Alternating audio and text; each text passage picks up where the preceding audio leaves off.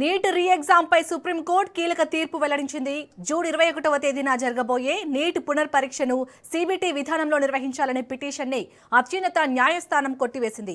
దీంతో పరీక్షను యథాతథంగా పెన్ అండ్ పేపర్ విధానంలోనే నిర్వహించాల్సి ఉంటుందని స్పష్టం చేసింది.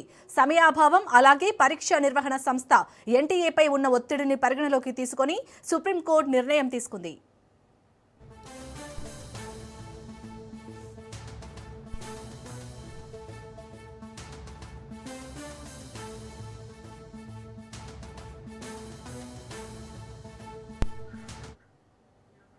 నీట్ రీ ఎగ్జామ్ పై సుప్రీంకోర్టు కీలక తీర్పు వెల్లడించింది.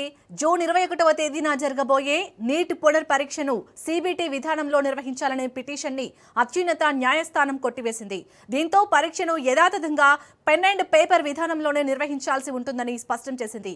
సమయాభావం అలాగే పరీక్ష నిర్వహణ సంస్థ ఎన్టీఏపై ఉన్న ఒత్తిడిని పరిగణలోకి తీసుకుని సుప్రీంకోర్టు నిర్ణయం తీసుకుంది.